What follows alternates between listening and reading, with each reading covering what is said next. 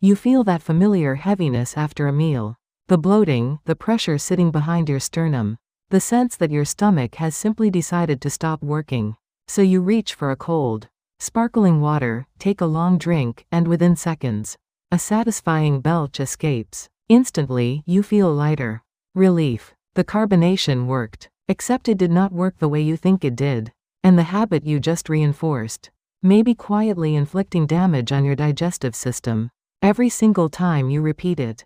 Today we are going to do something unusual. We are going to tell you the full, scientifically accurate story of what sparkling water actually does inside your stomach, including the cases where it can genuinely help, and the very specific situations where it causes real harm.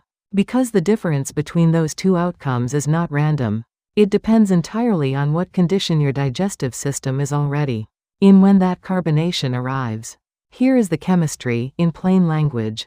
Sparkling water is ordinary water with carbon dioxide, gas dissolved under pressure. When CO2 dissolves in water, it forms carbonic acid, which gives carbonated water a pH of roughly 5 to 6. For reference, orange juice sits around pH 3.5 and vinegar around 2.5. So sparkling water is only mildly acidic. The problem is not primarily the pH number itself. The problem is the series of physiological chain reactions that the dissolved CO2 gas triggers as it moves through your digestive tract. The moment sparkling water enters your stomach, the dissolved CO2 converts back into gas and expands rapidly. This physical expansion stretches the stomach wall outward, increasing intragastric pressure. That pressure then drives 3 damaging mechanisms in sequence and understanding. These 3 is the entire point of this video. The first mechanism is stimulated gastric acid secretion. When the stomach wall stretches, the parietal cells embedded in the lining detect that distension as a signal to produce more acid. Research indicates that drinking carbonated water on an empty stomach can increase gastric acid secretion by more than 30% above baseline.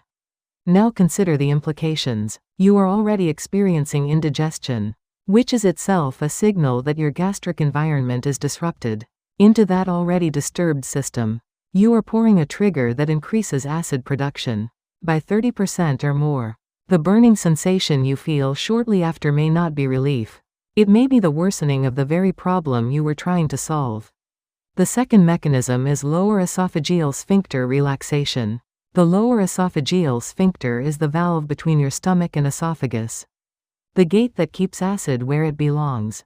As intragastric pressure rises from the expanding CO2 gas, this sphincter cannot maintain its seal against that pressure, and undergoes transient relaxations. This is not theoretical. A published clinical study demonstrated directly that ingestion of a carbonated beverage decreases lower esophageal sphincter pressure and increases the frequency of transient sphincter relaxations. In normal subjects, when that gate swings open, stomach acid has a clear upward path into the esophagus.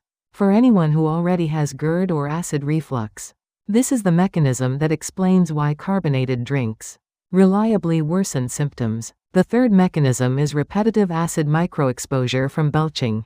Belching feels like release, but physiologically it is a pressure event. Each time gas is expelled upward through the lower esophageal sphincter, a small quantity of gastric acid travels with it and contacts the esophageal lining. The esophagus, unlike the stomach, has no protective mucus layer capable of withstanding repeated acid contact. One belch causes a microscopic insult. A daily habit of drinking carbonated water when your stomach is already struggling causes thousands of these insults over months and years. The cumulative result is gradual erosion of the esophageal lining, progressing toward reflux esophagitis, and potentially toward Barrett's esophagus, which is a precancerous cellular change.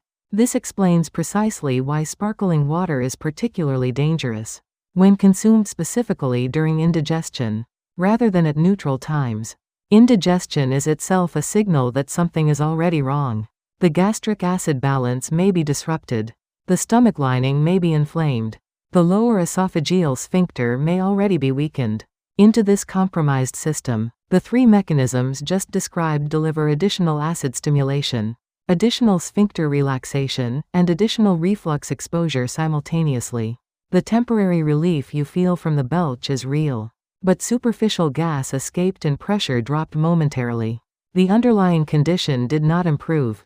It got worse. Now let us address the specific populations for whom sparkling water in the context of indigestion carries the greatest risk.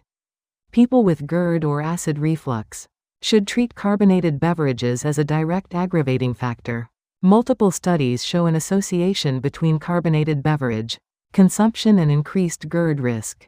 And the sphincter relaxation mechanism explains this mechanistically. People with gastritis or gastric ulcers face a particularly dangerous combination. A stomach lining that is already inflamed or ulcerated, receiving an additional 30% surge in acid production from carbonation. Expert consensus is clear that people with gastric ulcers should actively avoid carbonated water. Those with irritable bowel syndrome should note that major medical centers formally advise against carbonated beverages.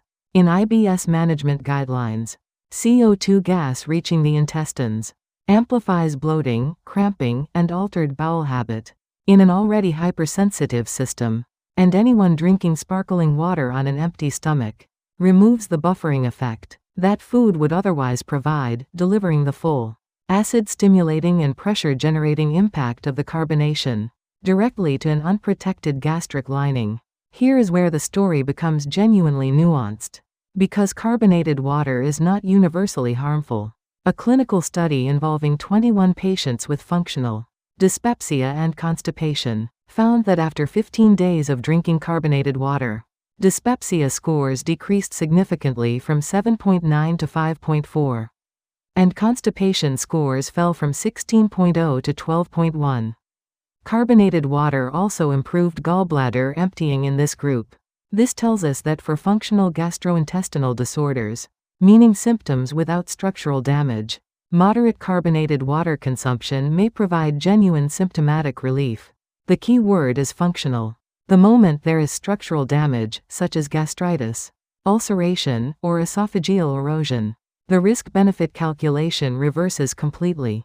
If sparkling water is a habit you want to keep without causing harm, 3 practical rules significantly reduce risk. Drink it after meals rather than on an empty stomach, because food in the stomach buffers carbonation and reduces the magnitude of acid stimulation.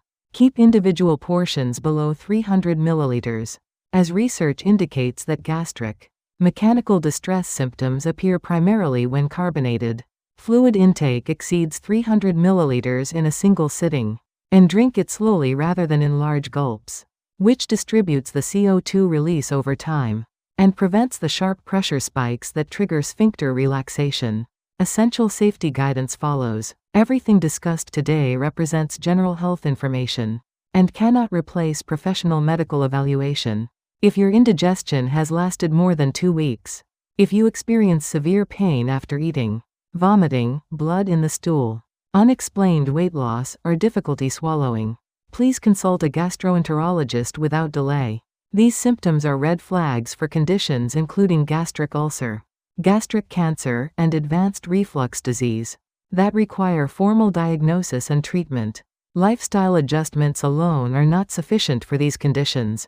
A final note on dental health: sparkling water's pH of 5 to 6 is sufficient to gradually erode tooth enamel with repeated daily exposure. If you continue drinking it, using a straw reduces direct contact with enamel, and waiting 30 minutes after consumption before brushing prevents mechanical damage to softened enamel.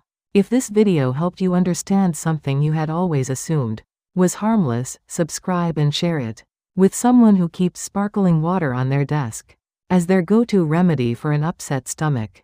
Tell us in the comments how often you have been reaching for carbonated water when your digestion felt off. That conversation might help someone else connect the same dots.